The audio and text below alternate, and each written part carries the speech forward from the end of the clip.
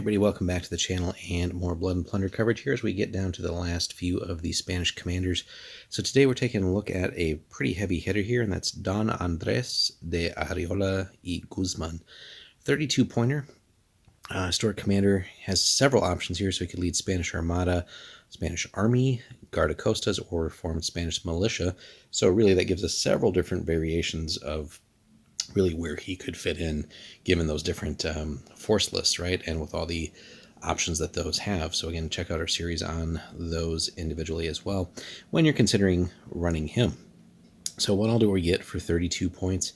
We got a massive 16-inch command range. That is so much more than so many of the other commanders out there. So really have a nice large, like 32-inch bubble essentially of the battlefield where he can be effective. And on top of it, right, we're getting that awesome third command point. So huge command range, awesome 3 command points there, plenty of command points to dole out for different activities. Also has the brace of pistols and standard melee weapon, and then just a slew of abilities. We get very inspiring, vast experience, sailing master, commodore, and broadside. So we've seen a lot of those over and over and over again with a lot of these characters, so we know that there's several good abilities. But then we've got a couple here that we haven't seen much of. So let's dive in and see if this combination of abilities really works for us here.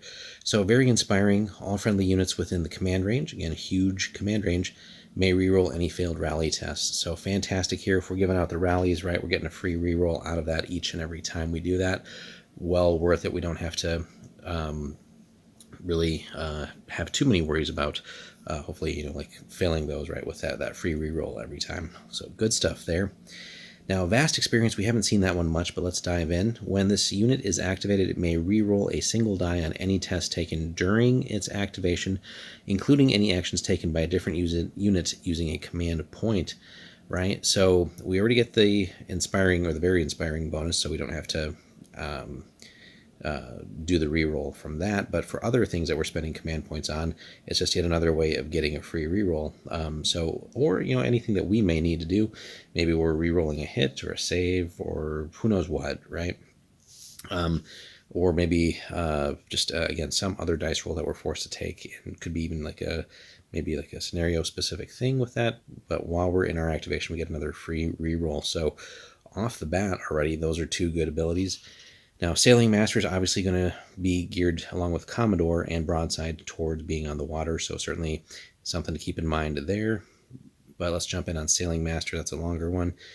Once per turn, a unit that includes this model may take a free action. Again, we love free in a game where our actions are limited by the card mechanic that we have to use for the game, right? So anything that we get free over time is going to add value.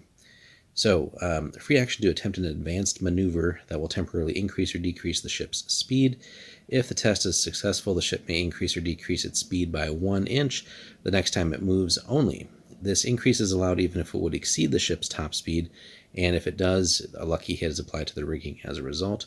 Ship may only benefit from this once per turn, so compared to some things that we're gonna necessarily get like value every turn on, like all the free rerolls and stuff, this may not be as exciting. But in the context of obviously being on the water with that ship, that extra increase or decrease in certain situations may make all the difference for us, right? Whether it's to get into a better position, get that last inch of movement to maybe get away from somebody, get aligned properly for a good shot, stopping just for going a little bit slower for again just certain maneuver situations or facings, things like that. So that will be quite useful. Now, the risk there obviously is if we go and exceed our top speed, we do take that lucky hit to the rigging. So could have some consequences for us there. But sometimes, especially if we're on a faster ship, just getting that extra inch and pulling some crazy maneuvers for the whole turn could be quite useful. Commodore, we've seen that one many a time too. Especially given his already great command range, this is huge. So when he's aboard a ship, his command range, its command range, is increased by 12 when giving actions to units on other ships. So with that 16 plus the 12 there, right, that's huge. So if we're playing with multiple ships on our side, we have all the range really that we need. It lets us spread out a little bit, maneuver. We don't have to be clumped up. We don't have to worry about necessarily colliding or things like that. So good stuff there. And broadside, of course, don't leave home without it if we're playing on the water. All artillery fired during his activation are fired simultaneously, so it's all the same range attack, and that increases the chances of scoring critical hits. So always good, because if we're looking to do some damage, of course, with cannon fire, but when we can score crits and cause other just disastrous effects for the opponent, like setting them on fire, flooding, jamming their steering, maybe blowing off a mast, who knows what. There's just all kinds of things. So if we can start getting more chances for crits, that's always a great thing. So just to sum up then, a huge combination of abilities here. Obviously the bottom three are going to be geared towards being on the water, but all very, very relevant things there.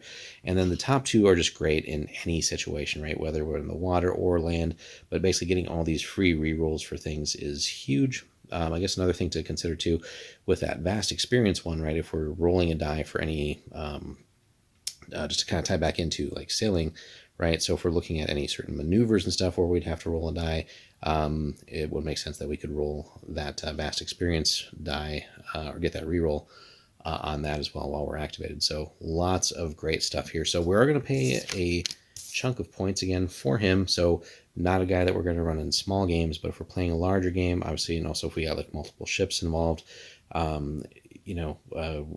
that's going to more or less mean we're playing several hundred points, but he can certainly fit right in there. But even if we're just running him on land, right, if we just go off of raw stats here, that huge command range, we get the 3 points. We have several lists where we can plug in as well, right? And then just his gear's good, of course. And then all those free rerolls, really, we could just kind of plug away on land and also do very, very well. But let us know, guys, your experience with running Don Andrés here. Where have you felt he's best, right? And it's worth comparing and contrasting, land and sea, but also within each of those 4 different lists that he can be in, and how that really affects things differently. So let us know where you've had your best success with him, and where you've felt that it maybe kind of comes up short, if at all. So hit us up in the comments on that. Be sure to like and subscribe, and we'll see you in the next one.